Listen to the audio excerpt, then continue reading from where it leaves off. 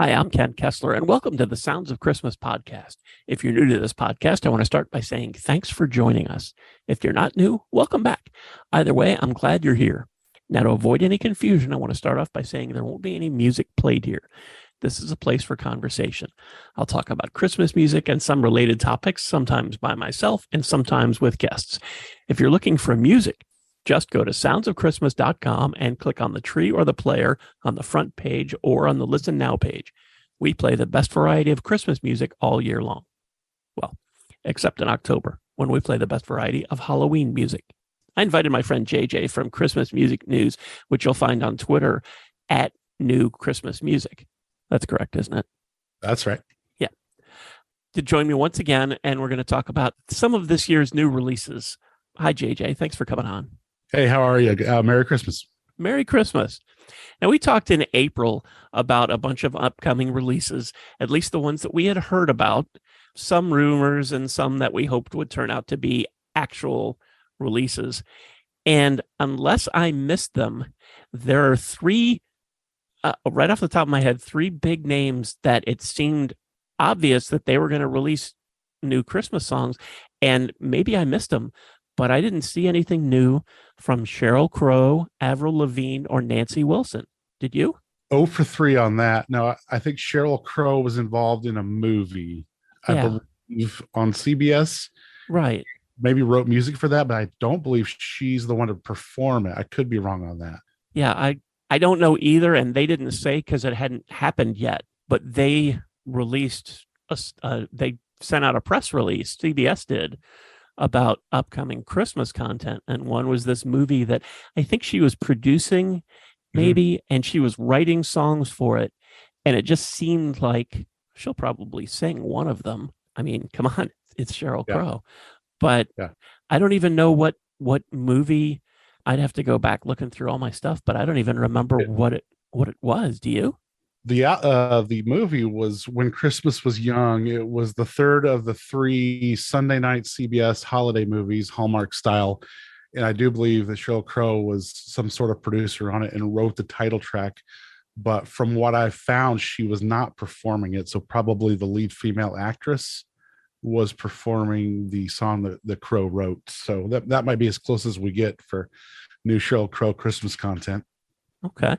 Do you remember seeing anything recently about Avril Lavigne? It was in the first part of the year when her new album was coming out. And as she was doing the media circuit, she kept talking about it, how she wanted to do it. And I was skeptical at the time that she was going to be able to release a studio album in the winter and then come back around and do a full-length holiday album in time for also a 2022 release, but hopeful. And so didn't happen. It seems like it's something she still wants to do. She killed it on Oh Holy Night on the Tommy Prophet project from a couple years ago. That only whet my appetite for more stuff. So you got to believe it's coming. But as we learned with some other artists, it's tough to assume any specific year. Yeah. And now that you say that, I remember those interviews from earlier this year, because she also talked about doing some kind of a Christmas cookbook. Yeah. But I don't think I feel like we would know if that happened too. And then there was Heart's Nancy Wilson, who had talked many times about a Christmas album, but nothing. Yeah, I kind of gave up researching for this one. There in the doldrums of summer, when that was one of the only tips that we had. I was scouring the internet weekly looking for something, and then as the release cycle drew near and there was nothing, it's been a little while since I've looked, but obviously it didn't happen. So that's another one where you gotta chalk it up to maybe next year. Yeah, and I don't want it to seem like I'm picking on these three artists, and I'm sure that there are probably more. I know that there's a lot that goes into putting together a Christmas album or even a single, and you may have high hopes for it, but it just doesn't happen. We finally got the Backstreet Boys Christmas album, and they've been teasing that for years. It was in the works, but it didn't happen, and it didn't happen, and it didn't happen. And then we finally did get it. So maybe next year, maybe. I think that's the Steve Perry song, isn't it? Maybe next year. If that is true, that's the one. Maybe this year, I think. Maybe this year. I think that's the song. Yeah. Yeah.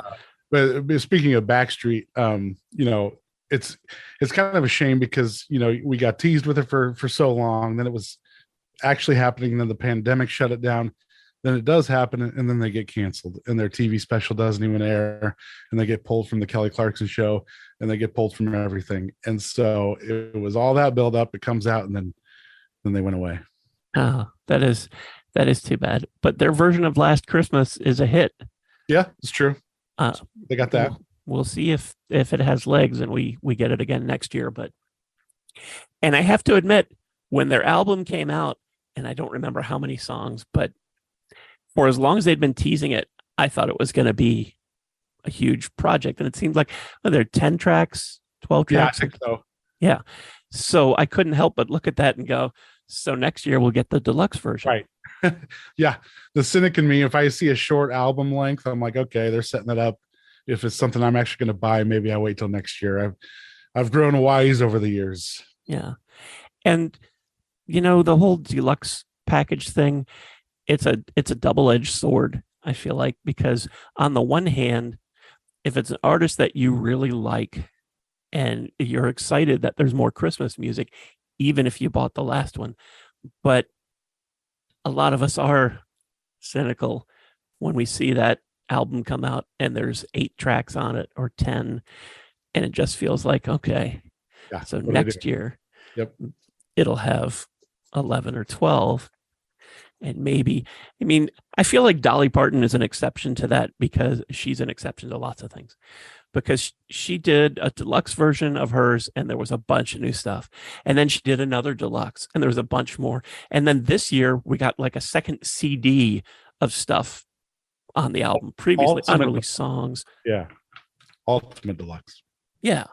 And now that is deluxe. Yeah. Well, and Norah Jones last year, Yeah. an album with 13 tracks on it. And then she had the Amazon exclusive last year. She had the Target exclusive.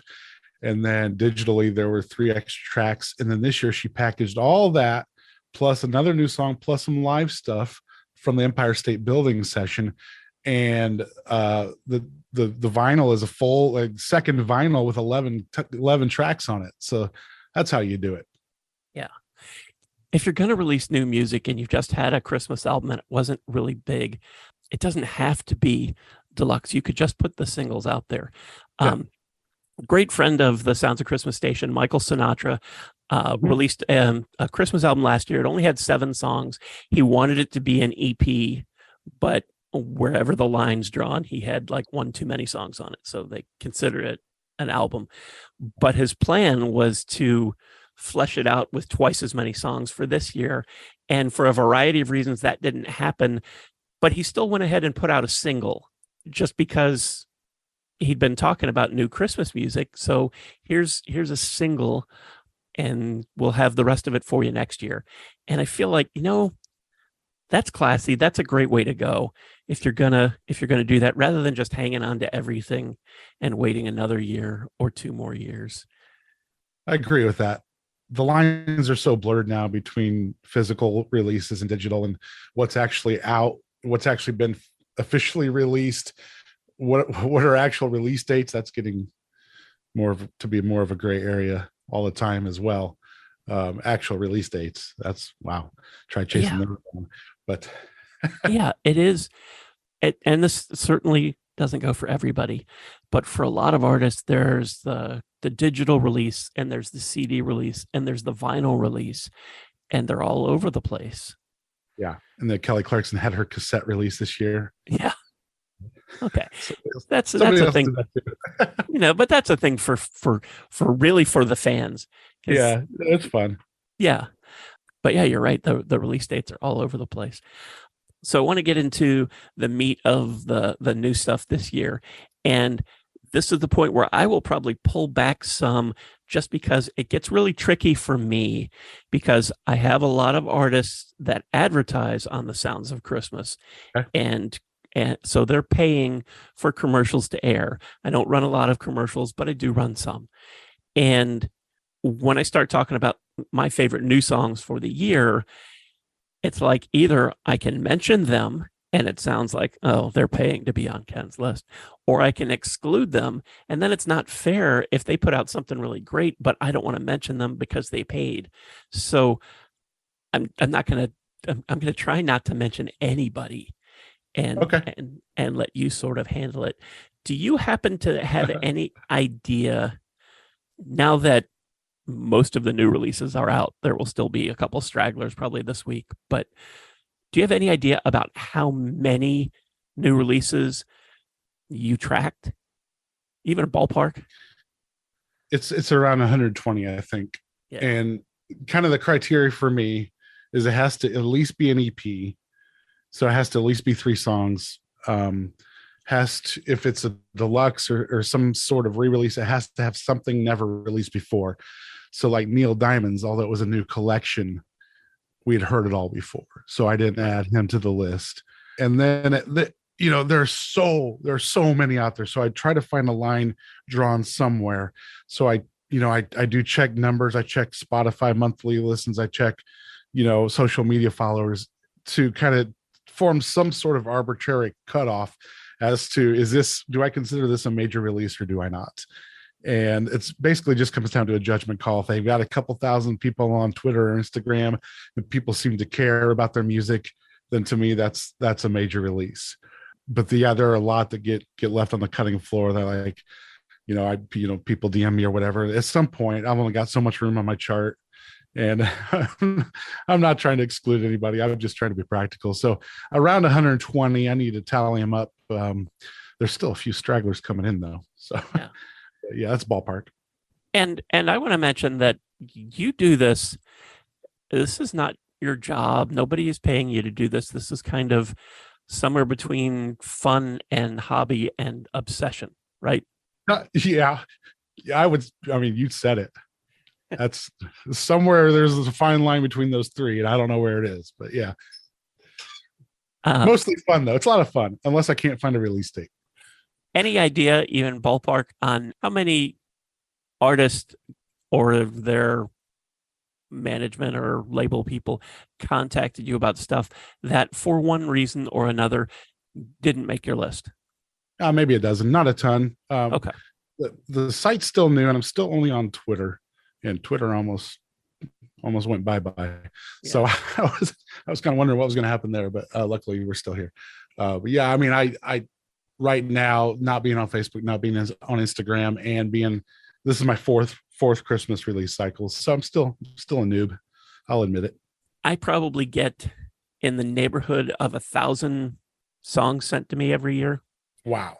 And they're not all, it's very easy because of improvements in technology. It's very easy for somebody to record a song. There's lots of software out there that can help you out. So I get a lot of things that are really not ready for prime time. They're just, it's somebody in their garage or in their kitchen, and you can kind of tell, and the quality's not really there. It's not ready to go on the air. So there's a lot of them that fall into that category. And like any genre of music, Christmas music is very subjective. So I have to pick and choose. I just can't play everything. I do play a lot. And yeah, you do. I know I've added a couple of hundred new songs this year. I should have checked that out before we started, and I can tell you exactly how many I've added.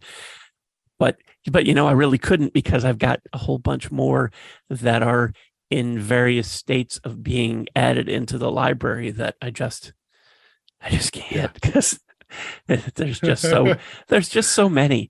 And it's much easier when a release comes out in September, and it's a little less easy when you get into October, and it gets sort of frantic in November. And today somebody sent me songs from 5 different artists just released yesterday or are going to be released tomorrow. And I don't know when I'll get a chance to even listen to them. Yeah. It's tough. The Sounds of Christmas is not set up to be a money-making venture. It's, like I was mentioning about what you're doing, it's somewhere between fun, hobby, and obsession. Sure. I do sell some advertising, and that pretty much pays for the station to be on, but and the website, and and that's really about it. I don't have a whole bunch of different cars in my garage. Maybe next year. Oh yeah, maybe next year, because it's not maybe this year. Yeah. So, what were some of your favorites this year? You're talking about single songs, right? Could be single song, could be. Let's start there, and then we'll see Okay. if there was a whole album that you like. So this is a little bit. So I get so busy with personal work and with the site that I usually don't have a feel for this until after Christmas is over, and I sit down with my playlist and I figure out, okay, what did I like from this year? But I do listen as we go, so I've got some ideas.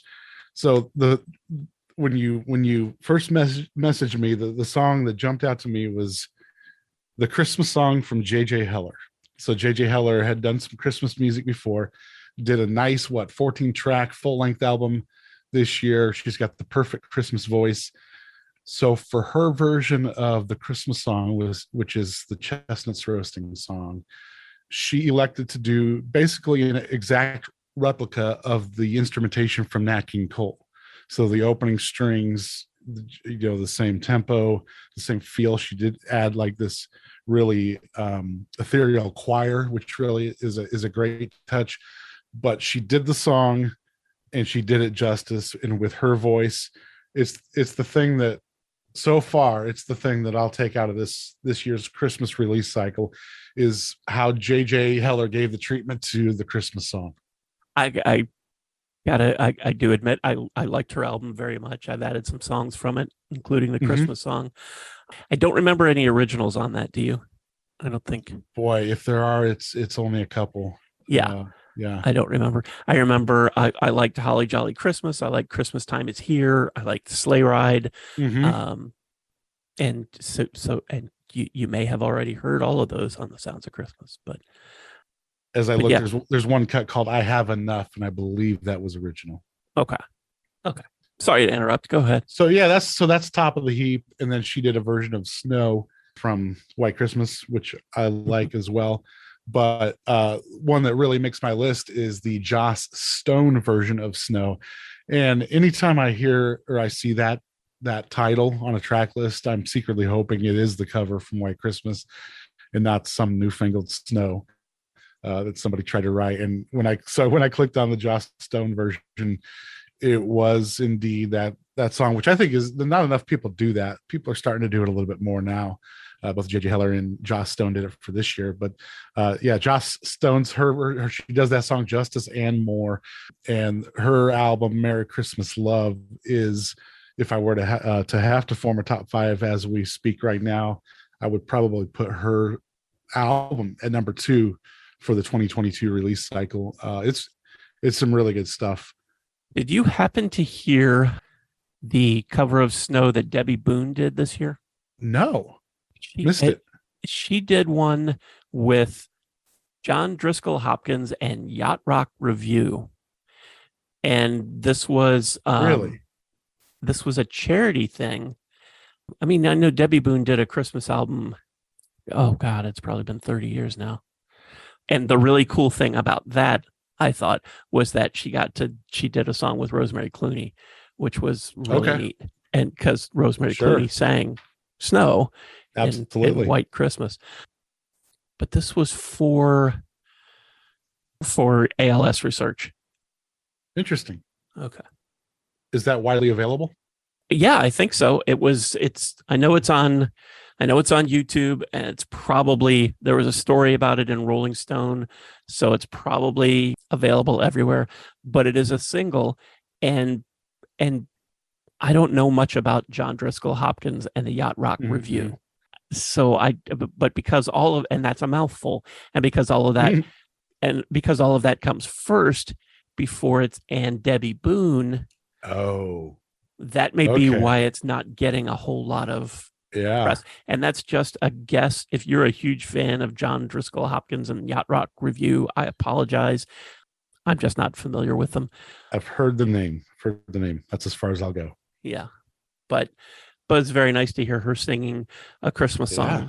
song. And that was a very interesting choice aside from the Rosemary Clooney connection, just because, like you said, not a lot of people cover that anymore. Mm-hmm. So Yeah. So there. So I've interrupted you again. This is probably going to continue good. for the rest of this episode. I like it. Otherwise, it's just me reading a list. So yeah. You had mentioned Joss Stone. I liked a lot of the stuff on her album. It's called Merry Christmas Love. One of the tracks I did really like on that was If You Believe. And I don't know if that's an original or just one I wasn't familiar with. When I first saw it, I was wondering if it was like the Josh Groban song from Polar Express, and it's not that. So I do think it is an original. I was not familiar with it before. But I liked that, and I'll admit I liked it because it was a little bit different. Wasn't, there are a lot of songs on that album that a lot of other people have recorded, and I'm not against that. I get that. Those are the songs that we all love. And when I say we, I mean the artists too. So they want to record White Christmas. But one of the things that I'm looking for is something new and different. And If You Believe was that. She also did Bring On Christmas Day, which I liked. So what's your sweet spot if an artist is going to release a 12-song album? What would be your sweet spot for the mix of originals and covers? I like it when it's about half and half. Okay. Like what Switchfoot did this year. Okay. I like that. I like it when the covers are, when there's something in the covers that everyone else hasn't already done, which is tough. But sure. But come on, the Drifters took White Christmas and made it their own. And I mean, I know that was, almost 70 years ago now, but so you can do that with the song. I say that, and then I think about all the people who get upset if you take a song that they know and love and you change it. You had mentioned J.J. Heller doing the Christmas song with the same sort of arrangement that Nat King Cole did, which is very risky. Sure. And I got to give her props for that. It's very risky because if you're going to do that, people are going to start to compare. Yeah. And, nobody is Nat King Cole. True. But it's tough. It's a really fine line, and it's very easy for me to be critical about that. There was an artist last year, and I'm not going to mention their name, but they had a lot of big hits in the late 80s, early 90s, and hadn't done anything, at least anything that really made it, got radio airplay, was hits in the last 20 years. But all of a sudden there was a Christmas single from them. And I think it was Jingle Bell Rock. And I was very excited, and I listened to it, and it was Rocking Around the Christmas Tree. Okay. And it was exactly like Brenda Lee's, almost exactly as long. There was nothing to distinguish it. And you couldn't, if you didn't know who the singer was, you wouldn't know.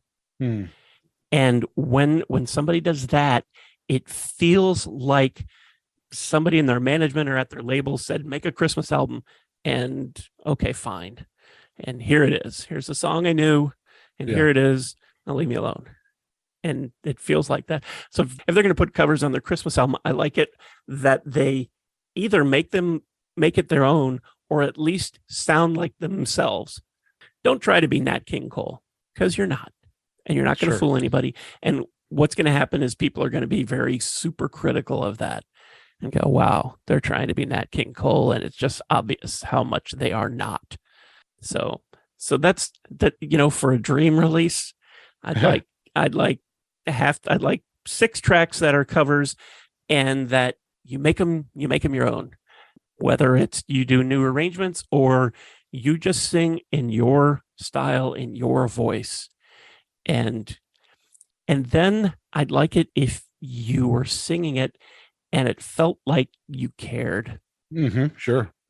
Because that's the other thing. We get a lot of songs, and I'm sure you get these too, where, okay, well, they did a Christmas song, but It doesn't have any heart. There's no magic in it.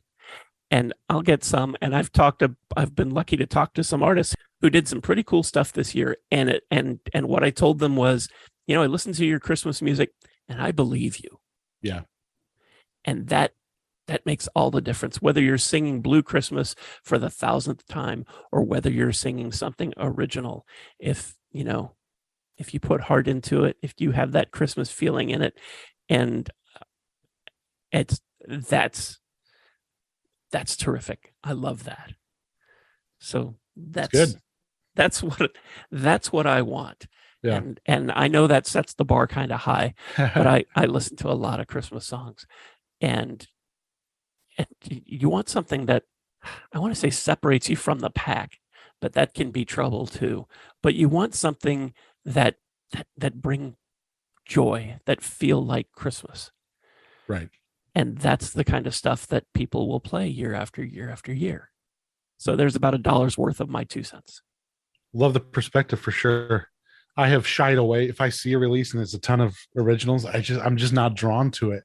And a lot of it is, if it's somebody I haven't heard of, then tell me why. Tell me why I want to hear your version of Jingle Bell Rock. But if it's an artist I care about, then maybe I really, really want to hear all the classics that we've heard 3 million times in their voice. And so unless the originals are really, really good, and I tend to be a little more, show me on originals. Original really has to grab me, and it's tough to even articulate the criteria for it. But to me, the risk, this is me, the risks are the originals. And if it's an artist I care about at all, then I do want to hear them. I do want to hear their take. I do want to hear their voice on the tried and true stuff. So that's kind of where I fall. This is risky because I'm going to mention somebody who advertised this year. Did you happen to hear Blaine Howard's album Christmas in the Car? Just a little bit. I couldn't really speak to it, but I'm aware of it. Yeah. It's almost all covers. Mm-hmm. There's one track, an original track, the title song, Christmas in the Car, which is a story about when he was, it's kind of a story, when he was a kid and they would travel on Christmas. They would have Christmas at their house, and then they would travel 7 hours to grandma's house. And it was just every year. And it's full of nostalgia, and it feels good. I don't know, a whole album of that might be tough, but that original is really nice, and there are nice little things. They're great little things in it. Like he mentions remembering that he can still hear "Merry Christmas, Darling" in his head because that was one of his mom's favorite songs, and that would be playing on the car radio at some point in this trip. So it's a lot of stuff that you can identify with, even though it's his story, and it's really done. It's really done well. It feels like Christmas, and that's in there with a lot of covers and a lot of different styles, and that's the other thing. Christmas music is the only genre where you can do that, where you can have all these different styles on the same album, and almost nobody gets upset. So you can have your pop tracks and your rock tracks and your country tracks and your gospel tracks, and they can be on the same release. You can start an album with your cover of All I Want for Christmas Is You, Mariah's song, and you can end it with Oh Holy Night, and that'll be okay. You couldn't do that in any other genre. And I say that'll be okay depending on how you do either of the songs. It'll very likely be okay. Yeah, but you can't do that in anywhere else. And Blaine did that really well. He combined a couple songs, a couple Christmas songs that everybody knows, and so that he could get more on the. I talked to Blaine Howard in another podcast episode. You should get the story of it from him. Okay, but it's a real nice collection of when it's mostly covers, to be able to do that and to make them. I don't want to keep saying make them your own, but to make them Christmas music should be fun. And sometimes we get these songs and it doesn't sound like anybody's having fun there. Yeah. I'm not having fun listening and they're not having fun singing. And, Yeah. It's funny because you talked about the Switchfoot and spoiler alert, Switchfoot is my number one album of the 2022 release cycle. But you couldn't really accuse it of being a fun Christmas album. It's kind of a sad Christmas album. Welcome to my midlife Christmas. Yeah. I'm looking for Christmas. And even the covers that we know, they kind of stay on the low end of the energy with Heard the Bells on Christmas Day and Silent Night, Midnight Clear medley. And it's a bit of a downer, but I believe it. Kind of like you were talking about earlier, like John Foreman's vocal. He's no trained vocalist. What they do with their music is different than what a lot of artists do. But I believe this album front to back. So maybe it's either or. Maybe either have a ton of fun with it or make me believe it. And with theirs, I do. Yeah. I think they did. I was very excited. I love Switchfoot. I was very excited when I heard that they had an album coming out. And I think California Christmas might have been the first song I heard. Mm-hmm. And I lived a large part of my life in San Diego area where Switchfoot is from. Sure. Yeah. So I was very excited. California Christmas. The rest of the album was not what I expected, largely for what you said, but it didn't feel like, I don't want to call it a downer because it doesn't feel like a downer. It feels like somebody who is, it's almost blues. Yeah. Yeah. And I just feel like, that's okay because we don't all experience Christmas the same way. I like it when the songs are happy, peppy, upbeat, fill me with joy. I do like that, but I like it when they're real, give me a real heartfelt version of Merry Christmas, Baby. Make me believe it. Yeah. From the interviews I've heard, they understand that Christmas is kind of loaded for some people and not everybody experiences it the same way. And their take was there's not an album that really gives voice to that. We want to have that album. And so it's not maybe throw it on a Christmas party but there's some meaningful stuff there. So I appreciate it from that standpoint. So it is my number one of the year. Yeah. I will not pick a number one from the year because I have too many. Very fair. Too many conflicts of interest. And if you talk to me from 2 weeks from now, my list might look vastly different. Yeah. Because I will have sat with the songs after the stress of the season, but that's another story. Yeah. I have, for people who have subscribed and listened to all the episodes, if there are such people, you've heard me talk to almost everybody who advertised on the station this year and heard the stories about that. So it's not just about the money that they paid me to advertise. It's also that I've gotten to talk to them and I've gotten to hear, the stories behind putting the album together. So there's a lot to that, that carries that extra weight. Oh, for sure. It's kind of like that you heard these interviews about the Switchfoot album and that made you like it even more. Yeah, there's the depth there. There are layers there that you kind of experience it differently the next time you listen to it. And that helps a lot. Can't do that with 120 releases though. Right. Yeah. Yeah. Every year it takes me usually the better part of January to just kind of get caught up with all the stuff that gets sent to me late. I try really hard to get to everybody's release and at least give it a listen, but it's very tough to do that when they're coming in so fast and furious. And a lot of people and a lot of artists don't quite understand that. So I'll get emails, follow-up emails. Did you get a chance to listen to? And I'm like, I don't even know at this point. For sure. Christmas is just days away. I don't know. I just want to go to sleep, please. So we had skipped ahead to your number one album. Yeah, we did skip. Was there anything in between what we had been talking about and number one that you wanted to? So from an album standpoint, I gave away 1 and 2, which was Switchfoot. This is our Christmas album, and Joss Stone. Merry Christmas Love. And then number 3, this is not how you do a countdown, I realize, but number 3 was Kevin Mack's Winter Woods, which it was a Kickstarter project. It finally came out.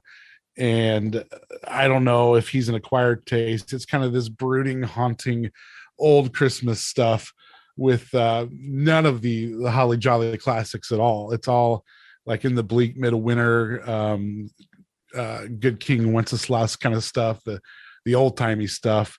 But he's got a great crooner voice, and I love that album. And then the aforementioned J.J. Heller, I Dream of You Christmas, was 4, and then 5 was Crowder, Milk and Cookies, which that's an album where he sits between goofy and reverent and bounces back and forth the entire length of the album. But I think he does it well. I believe it. If I were to identify one track, it would be the Elf song, where he's basically advocating for a raise for the elves. It's pretty funny. I do really like the Elf song. I know you don't post singles. Were there any that got through to you that you really did, like?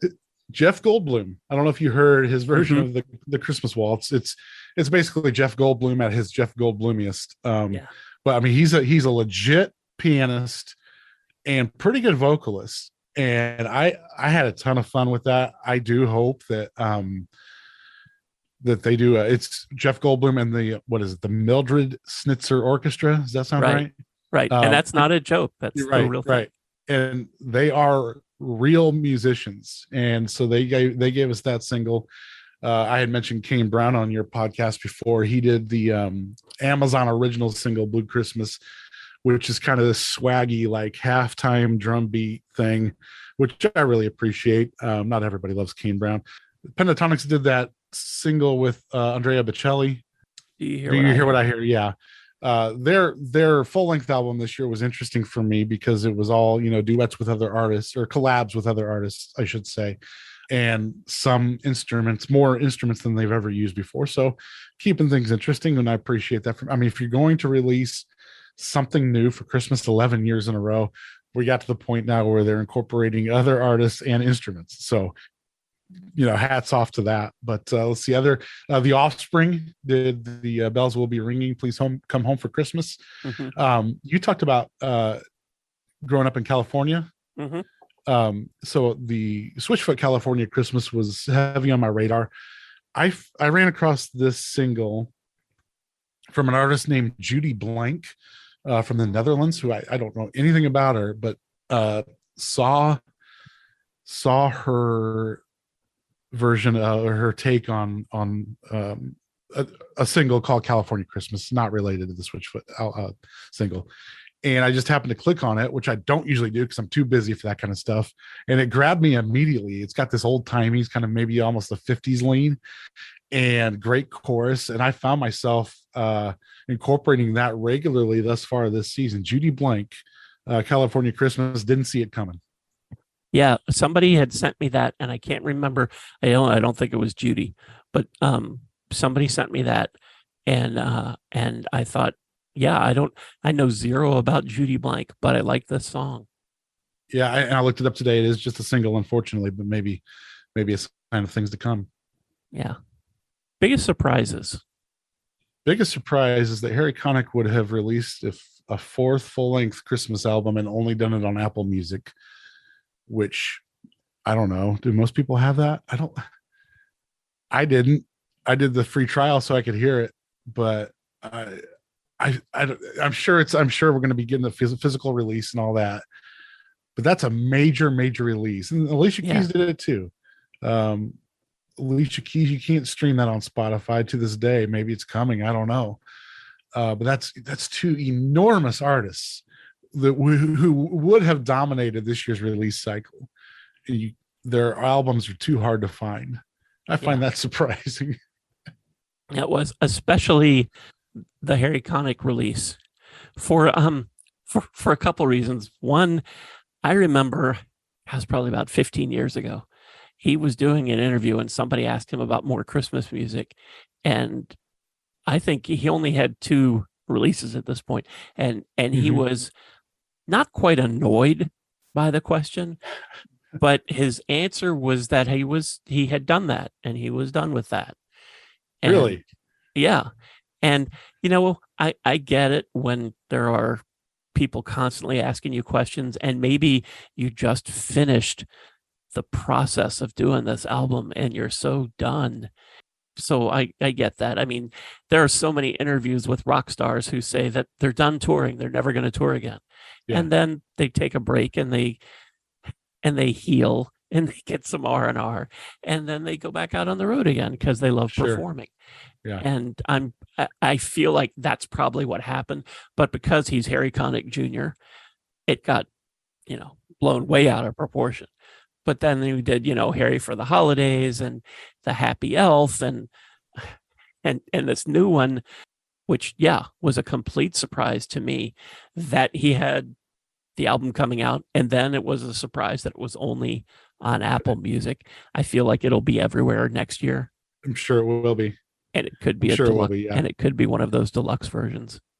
And he didn't play the tree light, the Rockefeller tree lighting. He wasn't like everywhere on your TV screen like these big artists normally are when they put something out. So maybe I don't know what the thought was there. Maybe Apple paid them a ton of him and Alicia Keys a ton of money to go exclusive for this year, and maybe it's worth it. I don't know, but found that surprising for sure.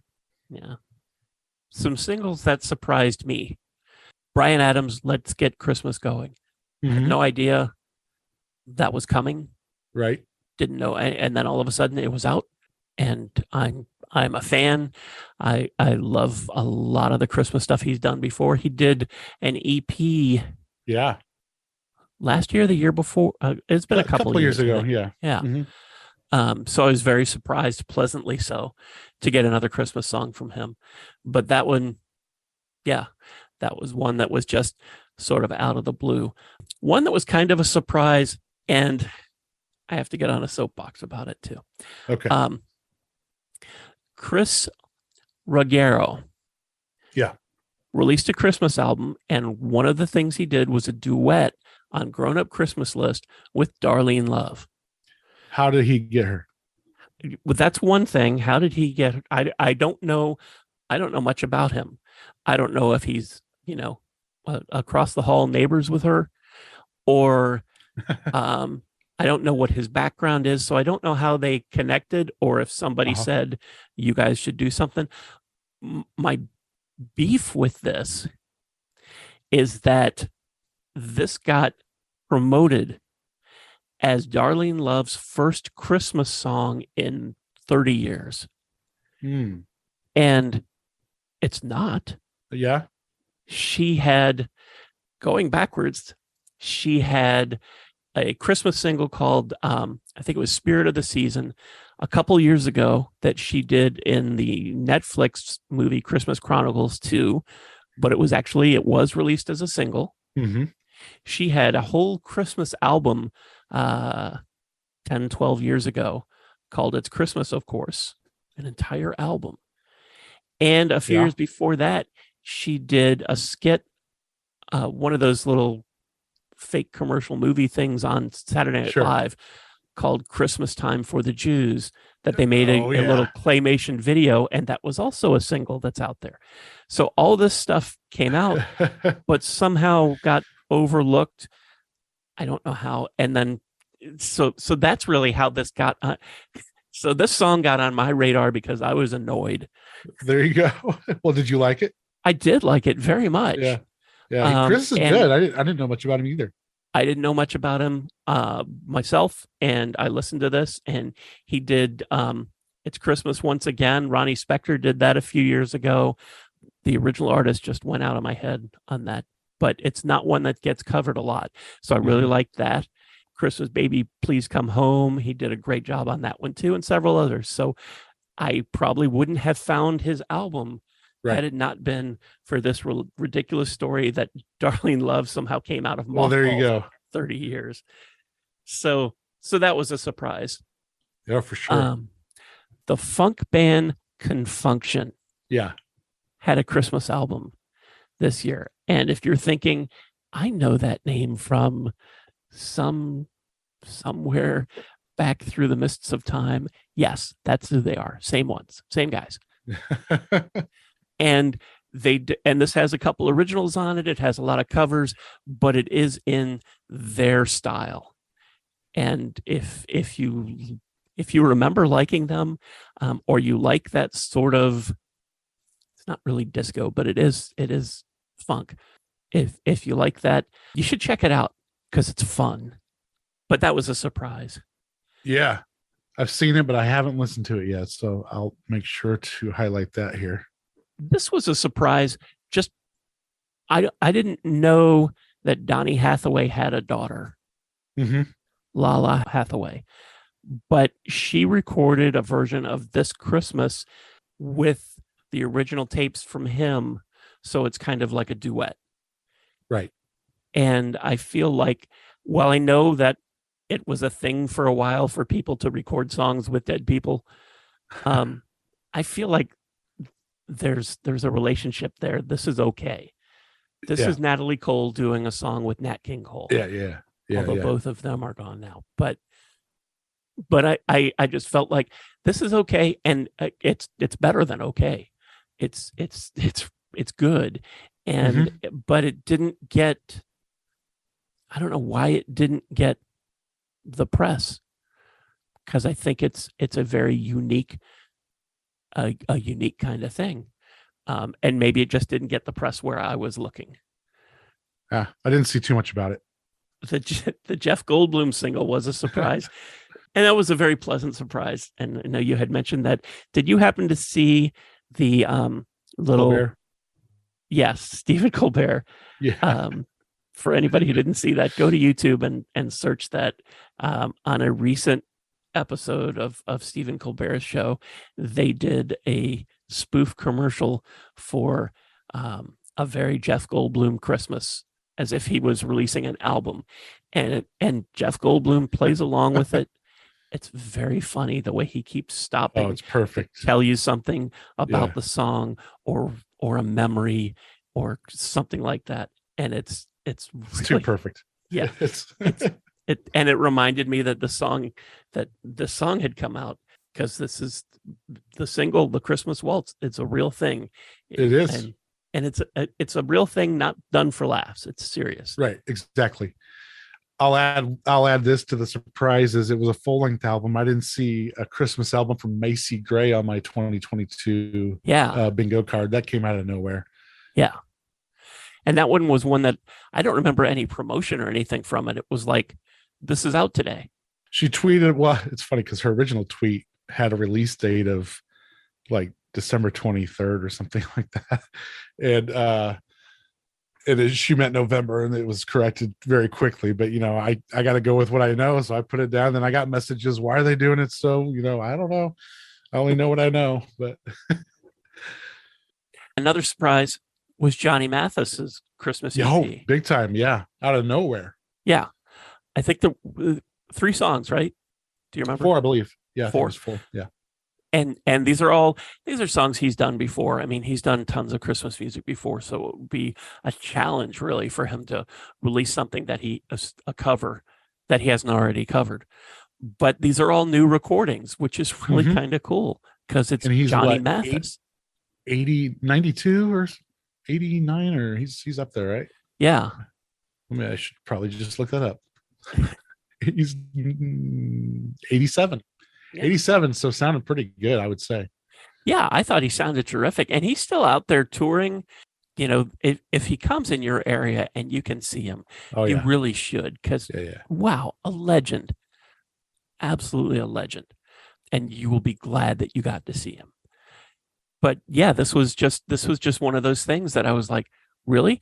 And my first reaction to it was that, record labels keep repackaging stuff that has already been released, and they'll put it out and it has a new cover, so you think it's new. Oh yeah. And that's what I thought this was. But no, these were all newly recorded for this year.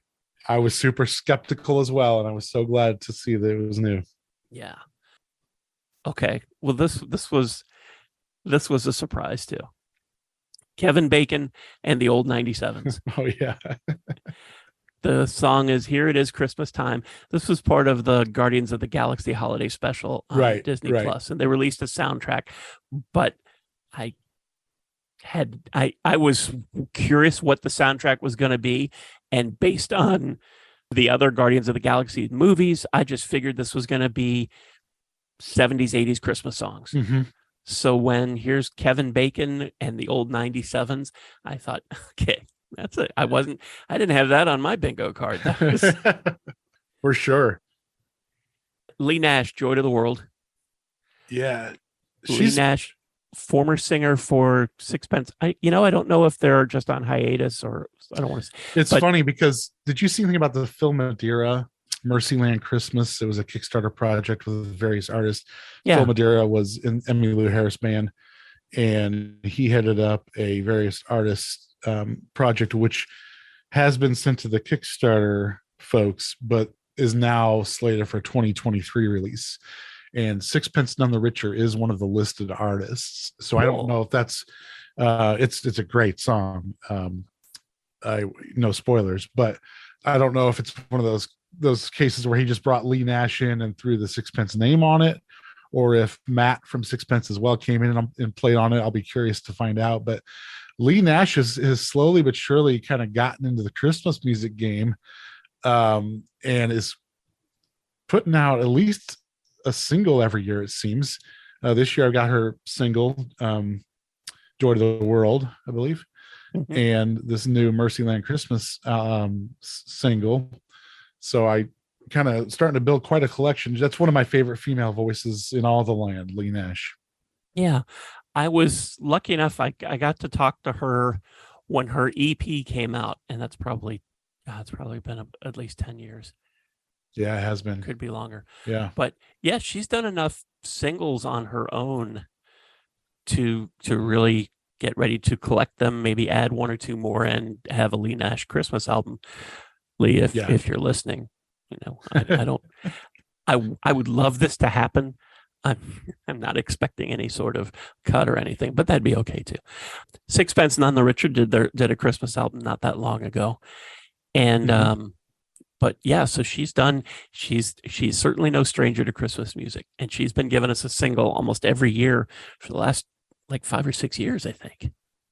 She's also appeared on other artists as duets, and I don't know if you've ever heard Hibernation Day with her and Jars of Clay, but it's kind of it's kind of a flirty little Baby It's Cold Outside type song, original.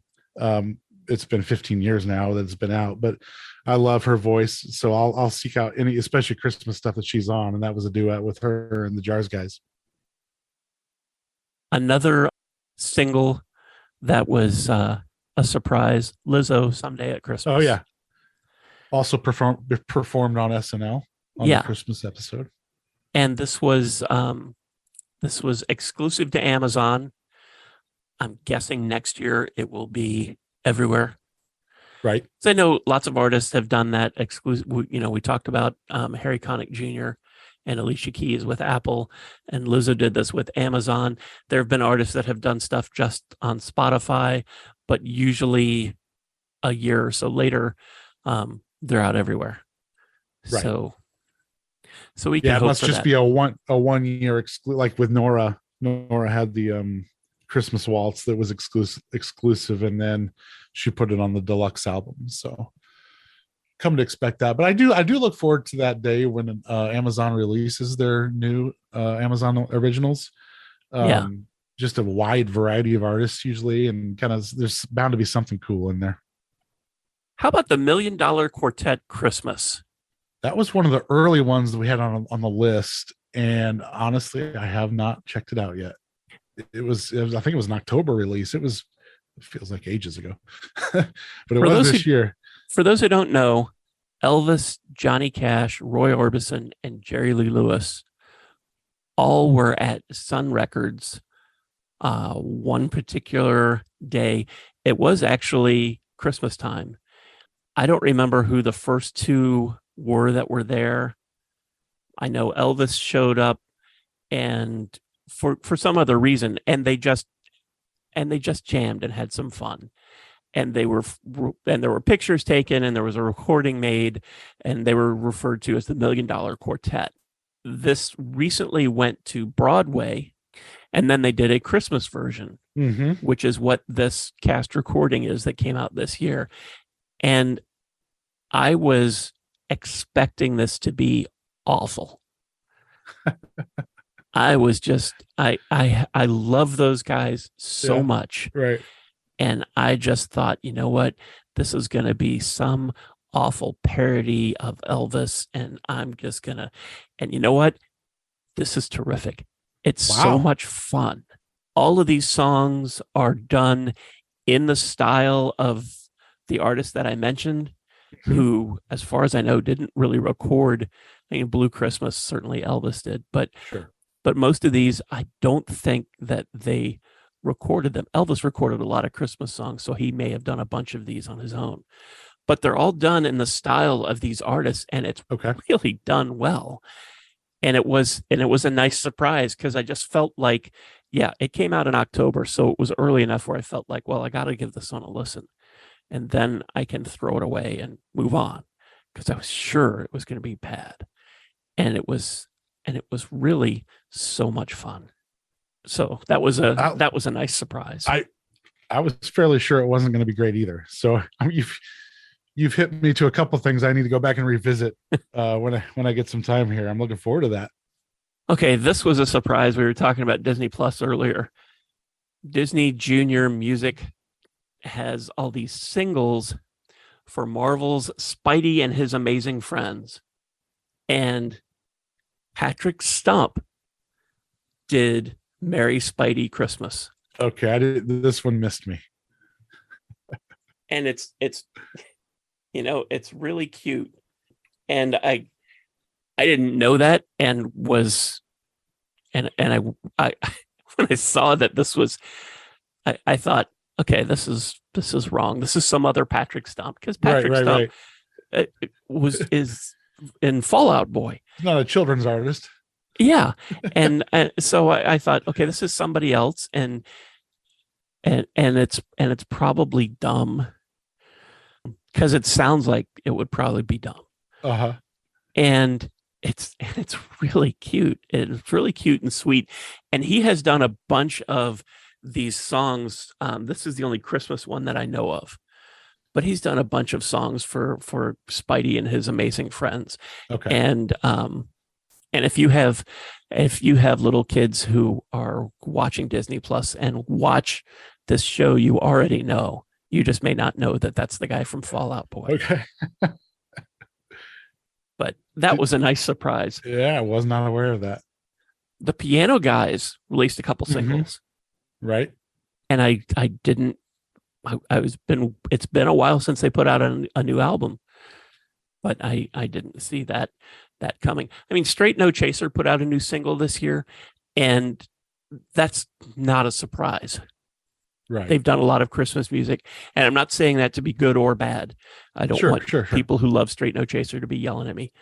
But it's when you hear that Straight No Chaser did a new Christmas single, your reaction is probably, well, cool. Yeah, that's about right.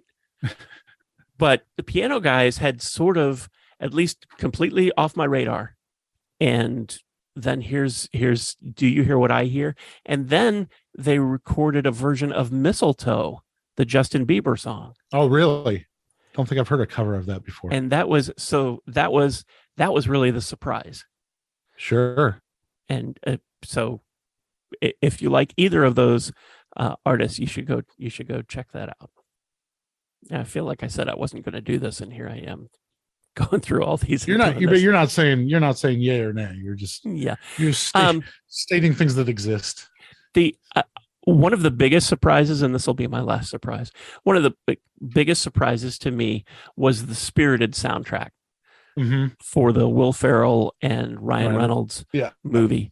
The movie itself was a big surprise to me. I thought it was going to be one thing, and it was, and I really, really enjoyed it. And the songs are really done well, and that was a big surprise. I have played. Sure. There are a couple different versions of That Christmas Morning Feeling, and I've played that several times and probably will again between now and next and Christmas. And since The Sounds of Christmas stays on all year, probably a lot of times more. There you go. But that was a nice surprise because I don't know what I was expecting, because it's not like it's not a Hallmark movie, and it's not Right. it's not going for that sort of emotion, but it's the movie itself is done really well, and this is something that's only on Apple TV right now, another exclusive. But I think the soundtrack's everywhere. Yes, it is. But I really enjoyed the movie, and the music was a big surprise. That so much was obviously put into making this as good as they could make it, I think. Yeah. They took singing lessons, they took dancing lessons. When I first heard, in this at least a couple years in the making, when I first heard about it, I was hoping, because I know Will Ferrell can sing a little bit, kind of goofy, but I know he can hit his notes.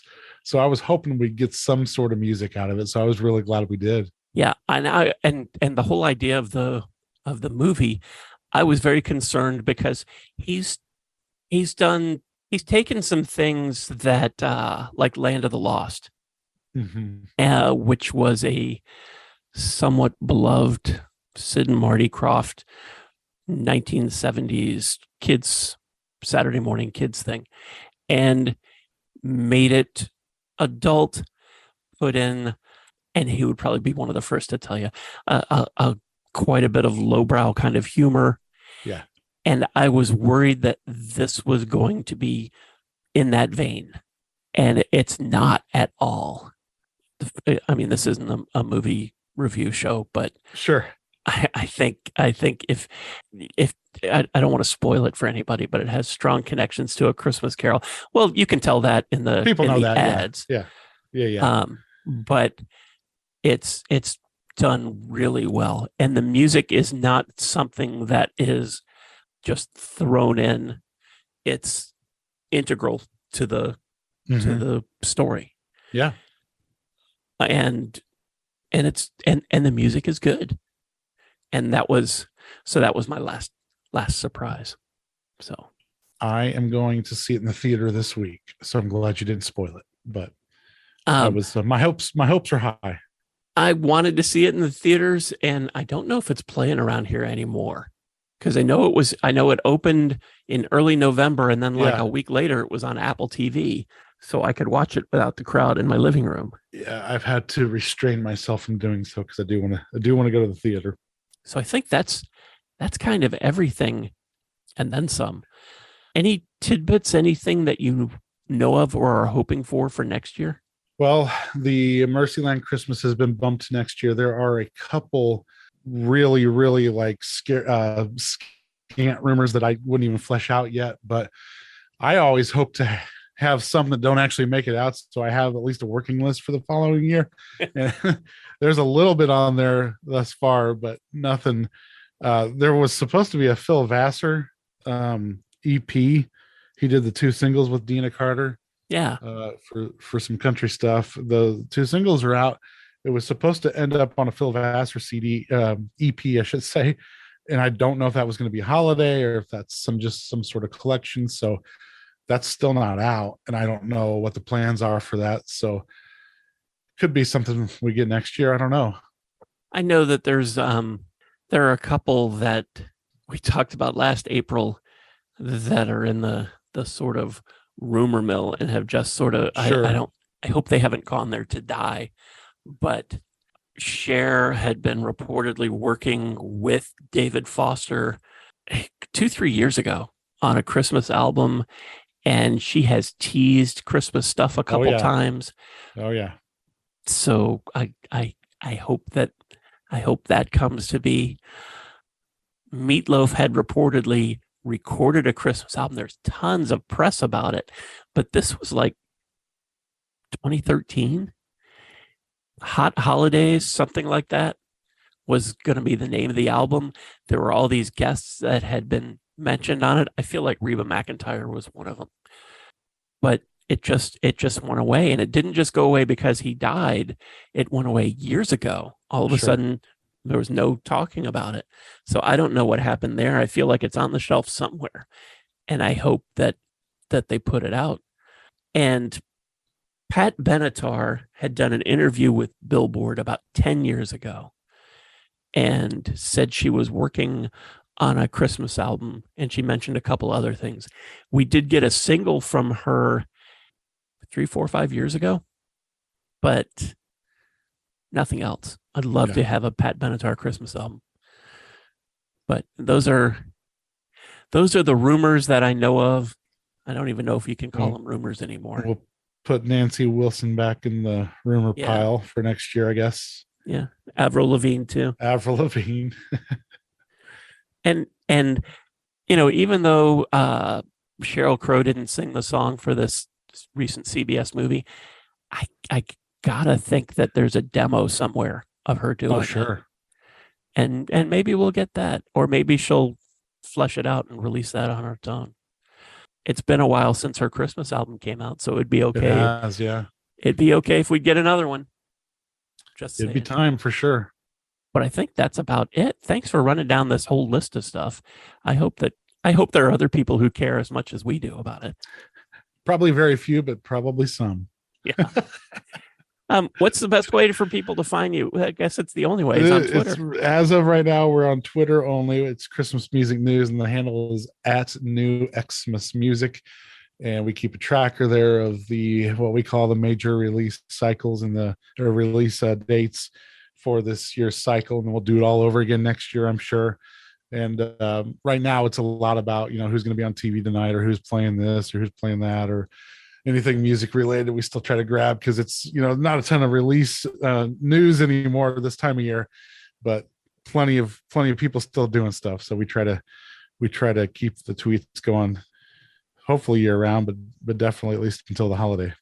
And one thing I will say about JJ's page there on Twitter is that if you love Christmas music, and there's a good chance you do if you're listening to this podcast and you're still listening to this episode, scroll down through all his stuff, because he posts a lot of appearances, a lot of videos, a lot of releases, and some of the singles that we were talking about, that because they're singles, they're not on his list, but he still mentions them in there. So you will find just a treasure trove of Christmas releases from this year. And if you have the patience, you can scroll farther, and you do a good job of the continual tweeting. Once I tweet, I forget. And so I'm like, well, nobody's going to scroll down that far, but you do a better job of staying in the current consciousness. When I started doing the Sounds of Christmas, I worked really hard at staying on top of everything. And I'm very fortunate now that while I still work hard to do that, I find so many people like you who it's a passion, and you do keep up with it. And I can't tell you how many times this year I went, oh, I didn't know that was coming out, because I saw it on your Twitter page. Yeah. So that's so thank you. It is tough, because like you said, it's not my job, and Twitter is such a now medium. And it's, a lot of times I'm like, well, if I wasn't first on that, is it worth tweeting? And I need to remind myself that it is, because my followers might not be somebody else's followers or whatever. So it's like, it becomes an arms race. Sometimes I'm like, oh, I've been stuck on this job, and it's been 6 hours since that. Well, everybody knows it. I don't want to be the last one of the party. So I got to get out of that mentality sometimes, because Twitter can be a bit of a competition. I think about that so often, especially in the fall when new things are being released, and I'll see a story about some new song that's coming out, or some artist that's got a thing out, and I'll look at it and go, oh, this came out 6 hours ago. And really, come on, 6 hours ago. 2 years ago. And it's so funny, because we're so ingrained in all of the Christmas music stuff that people who aren't like that are going to go, the Backstreet Boys have a Christmas album out? I had no idea. And we're like, I remember last year. Yeah. Last year during Kelly Clarkson's NBC special, the internet was full of people who were shocked that she had a new album. It was like the worst kept secret for 8 months. Yeah. And during her TV special, Twitter was full of people just coming to, and I'm like, okay, there are all kinds of people out there. So Yeah. Well, what you do is important to a lot of us. And I certainly appreciate being able to connect with somebody who is borderline obsessed with Christmas music too. absolutely. Yeah, for sure. No, I appreciate your support. Always fun coming on as well. And thank you so much for listening and for continuing to support the Sounds of Christmas station and podcast. Anytime you're ready for Christmas music, we're ready for you. Just go to soundsofchristmas.com and click on the tree or the player on the front page or on the Listen Now page. You can also grab our app in the Google Play Store and take the music with you wherever you go. As far as this podcast goes, we're now on over 30 podcasting sites. So if you didn't find us on your favorite today, just search for the Sounds of Christmas next time you're there, and I'm pretty sure you'll see our tree. Then you can subscribe, and you'll never miss another episode. If you have comments or suggestions on this episode, previous episodes, or the Sounds of Christmas station, feel free to reach out to me on social media or through the website. Thanks again, and may you always believe in Santa Claus.